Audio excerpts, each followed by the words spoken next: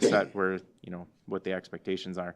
I've had agreements like that with other organizations that operate in city-owned property in previous communities, and I think it's worked out pretty well.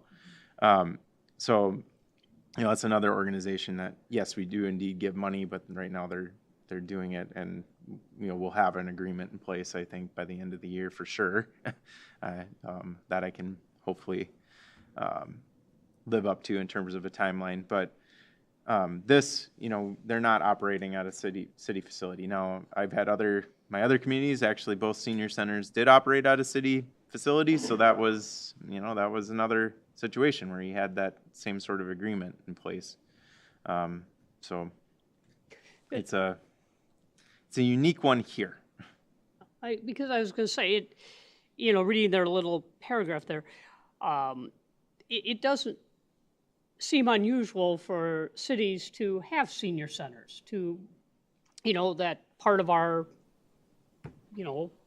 responsibility as a city is not only, provide parks and everything, but, to provide opportunities for seniors. So in some ways, what they're doing could be said to be doing it on our behalf, although we do not have control of it or anything. So, I don't think we should just off the top say, gee, we can't touch it with a 10-foot pole, because I think there might be some way, because it does benefit our community to have them.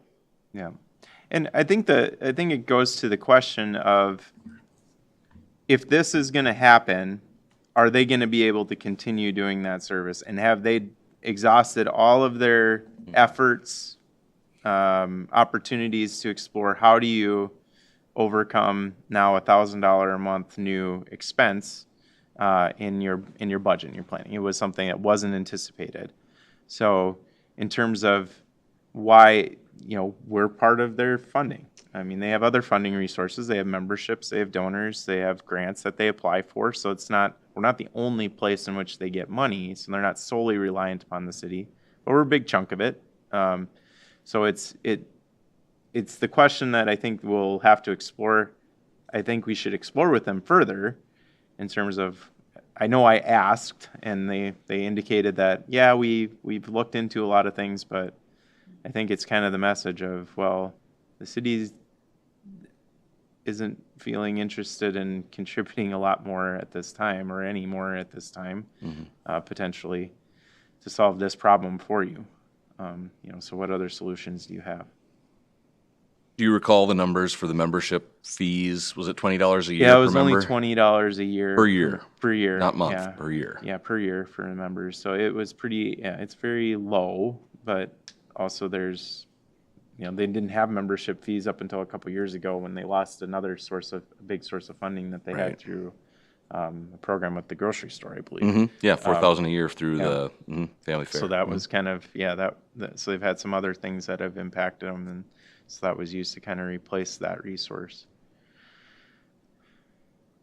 And that also goes to, that may fall into this question of, well, now that you have memberships and you're a membership-based organization and only members can access these programs and services you're providing, now are we even able to do that? Because I do know from other things, it's not necessarily an apples-to-apples comparison, but events, if cities want to contribute to, like the chamber, to host an event, that event has to be free for all, accessible for all. It can't be a ticketed or restricted age-wise event, or else, that the city's contribution can't be used towards that. Yep.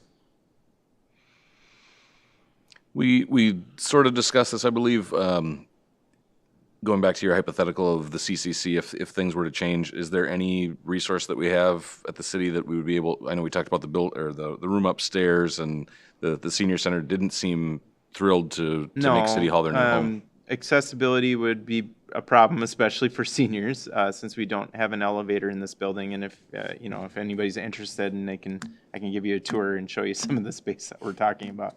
There's this building here it's evolved over time, and I think at the current state that we're in, this building has a lot more capacity, a lot more space than we actually need in order to operate.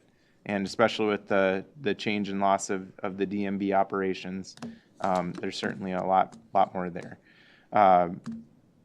So there's absolutely worth thinking about, discussing what is even, long-term solution or opportunities for this structure,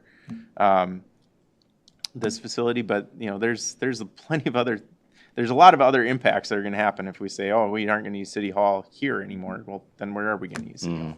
So, but if it's, we have empty space and we can make that available and host something, yeah, we certainly can do that.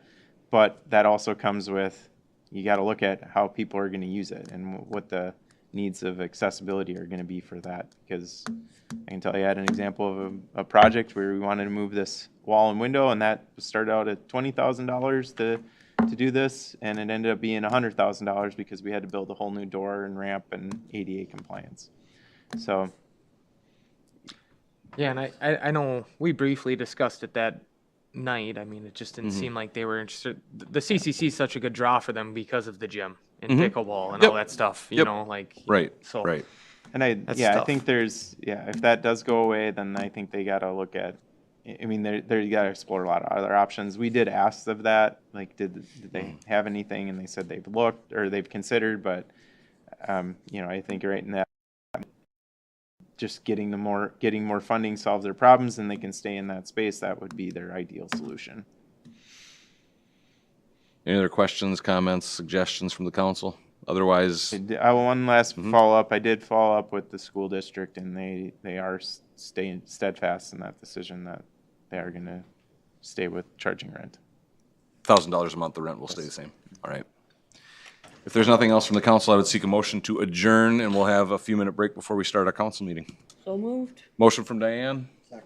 Second from Jep. All those in favor? Aye. Opposed? We're adjourned. Thank you, everybody.